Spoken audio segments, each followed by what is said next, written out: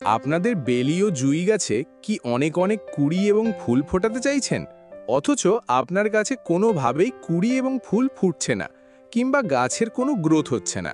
বন্ধুরা, আজকের আমার ভিডিওতে জানাবো কোন ম্যাজিক তরল এবং একটি বিশেষ ট্যাবলেটের প্রয়োগে গাছে আসবে নতুন গ্রোথ ও ফুটবে অসংখ্য কুঁড়ি ও সুগন্ধি বেলি ও জুঁই ফুল। নমস্কার বন্ধুরা, আমি সুমিত আর আপনারা দেখছেন বেঙ্গলি গার্ডেনার এবং আমার চ্যানেলে আপনাদের সবাইকে জানাই অনেক অনেক স্বাগতম। বন্ধুরা, আমরা এখন জুলাই মাসে আছি আর এই জুলাই মাস মানেই কিন্তু আমরা জানি বর্ষার মরশুম। এই সময় মাঝে মাঝেই হঠাৎ ঝমঝমিয়ে বৃষ্টি হচ্ছে, আবার কখনো চড়ার রোদ উঠছে। আর এই যে বৃষ্টিটা হচ্ছে সেটা কিন্তু আমাদের বেলি ও জুঁই গাছের পক্ষে ভীষণ ভালো।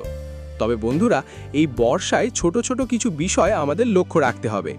গাছকে আমরা এখন কোন ধরনের খাবার দেব, যে খাবারগুলো পেয়ে আমাদের গাছের পাতা থাকবে একদম সবুজ আর গাছে আসবে হাজারেরও বেশি কুঁড়ি।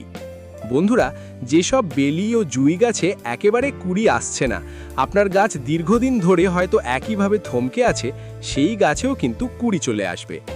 আজকে আমি যে বিশেষ উপাদান এবং ঘরোয়া পরিচর্যার কথা বলবো, সেটা যদি আপনারা মাসে দুবার ব্যবহার করেন, তাহলেই কিন্তু আপনার গাছের প্রত্যেকটি শাখায় শাখায় কুঁড়ি আসবে এবং যেসব ছোট ছোট গাছের একেবারে বৃদ্ধি হচ্ছে না, গাছগুলো থমকে পড়ে আছে, সেই গাছেরও কিন্তু দ্রুত বৃদ্ধি হবে। বন্ধুরা, ঘরোয়া খাবার যদি আমরা গাছে বারবার দিই, সেটা কিন্তু আমাদের গাছের মাটির জন্য ভীষণ ভালো। বারবার রাসায়নিক সার যদি গাছে দেন, তবে টবের মাটিটা কিন্তু আমাদের অনেক সময় অ্যালকালাইন হয়ে যায়। সেই কারণে আমাদের গাছে অনেক সময় একেবারে কুঁড়ি আসতে চায় না।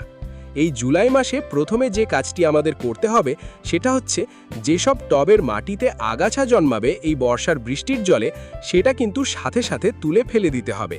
এই সময় বৃষ্টির জলে প্রচুর পরিমাণে নাইট্রোজেন থাকার কারণে বেলি ও জুঁই গাছের টবের মাটিতে প্রচুর আগাছার জন্ম হয়। তাই অবশ্যই এই আগাছাগুলোকে তুলে ফেলতে হবে, একদম শিকড় সমেত। তা না হলে আমরা যে খাবারগুলো দেব, সেই পুষ্টি কিন্তু এইসব আগাছাগুলোই শোষণ করে নেবে, গাছ আর পাবে না।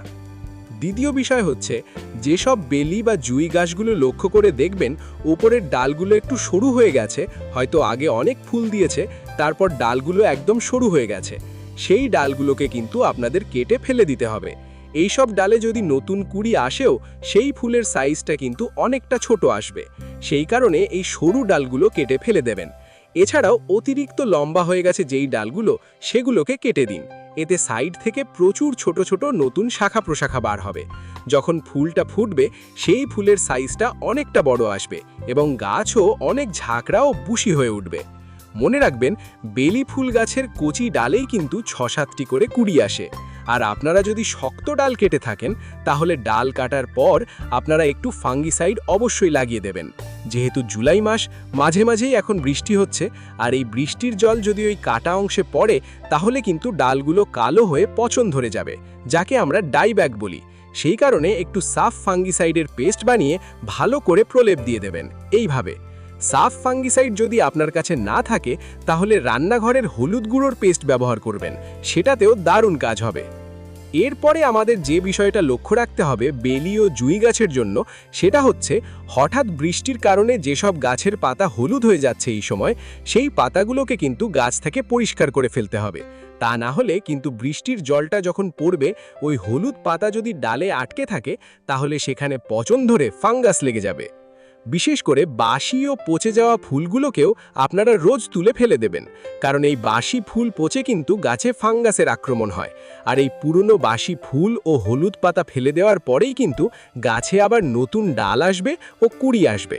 পুরনো বাসি ফুল ও হলুদ পাতা ফেলে দিলে গাছে কোনো ফাঙ্গাস ধরার ভয় থাকবে না এবং গাছে দ্রুত গতিতে নতুন কুঁড়ি আসতে শুরু করবে। তারপর যে বিষয়টা আমরা লক্ষ্য করব, সেটা হচ্ছে টবের মাটিটাকে আমরা হালকা খোঁড়াই করব।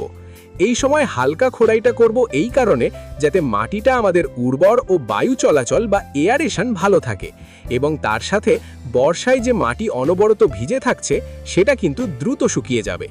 অনেক সময় হঠাৎ বৃষ্টি এবং হঠাৎ কড়া রোদের কারণে আমাদের টবের মাটি প্রচণ্ড শক্ত হয়ে যায় এবং গাছ কোনো প্রকার খাবার ও জল ঠিকঠাক শোষণ করতে পারে না। তাই অবশ্যই আমাদের মাসে দুবার মাটিটিকে খুশে দিতে হবে।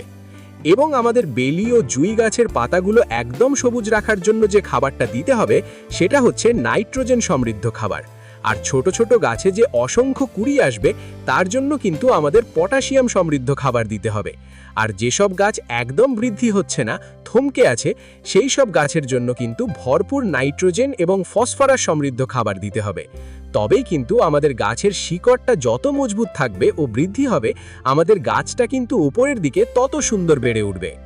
এরপর আসি গাছে বড় বড় ফুলের সাইজ ও তীব্র সুগন্ধের কথায়।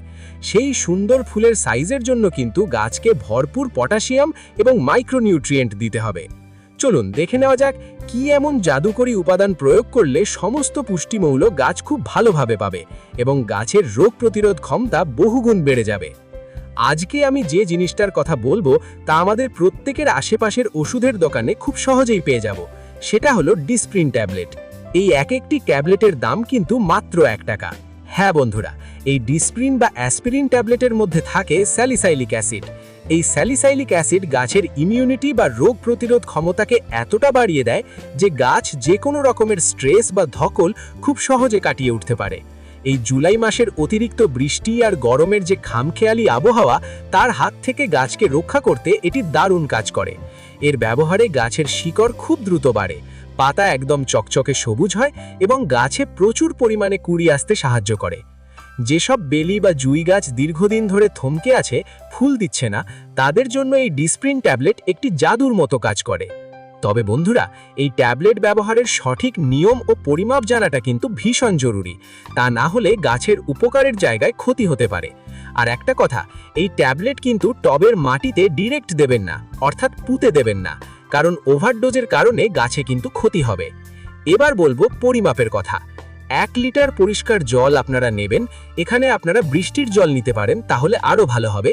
আর তাতে মাত্র একটি 325 mg ডিসপ্রিন ট্যাবলেট দিয়ে দেবেন।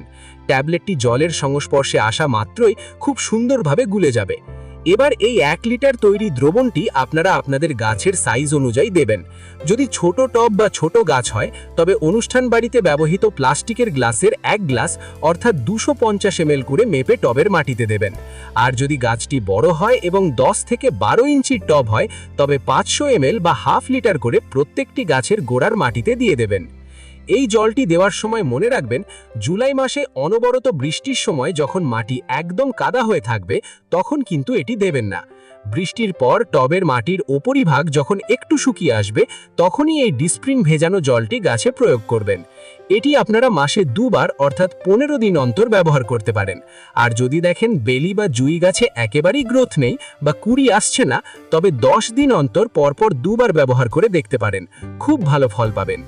এই খাবারটা দেওয়ার 7 দিনের পর থেকেই দেখবেন যেসব গাছে আপনার কুড়ি আসছিল না, সেই গাছ দেখবেন নতুন কচি পাতায় আর ভরপুর কুড়িতে ভরে উঠছে। আপনারা এই ছোট ছোট টিপসগুলো আর এই ডিসপ্রিন ট্যাবলেটের ম্যাজিক ট্রিকটি মেনে চলুন, দেখবেন আপনাদের বেলি ও জুই গাছও এই বর্ষায় কুড়িতে হাসবে আর সাদা ফুলে ভরে উঠে চারপাশ সুগন্ধে ভরিয়ে দেবে। ভিডিওটা যদি আপনাদের এতটুকুও উপকারে আসে, তবে ঝটপট একটা লাইক দিয়ে দিন আর কমেন্টে জানান আপনাদের বেলি ও জুই গাছে এখন ফুল আসছে কিনা বা আপনারা কি সমস্যা ফেস করছেন। বাগানপ্রেমী বন্ধুদের সাথে ভিডিওটা প্রচুর শেয়ার করুন আর চ্যানেলটা সাবস্ক্রাইব করে পাশের বেল আইকনটি প্রেস করুন, যাতে সবার আগে আপনার কাছে আমার এই রকম বাগান বিষয়ক ভিডিওগুলি পৌঁছে যায়। আজ তবে আসি, দেখা হচ্ছে ঠিক পরের ভিডিওতে। সবাই খুব ভালো থাকুন, সুস্থ থাকুন এবং এভাবেই আনন্দ নিয়ে গাছ করতে থাকুন। ধন্যবাদ।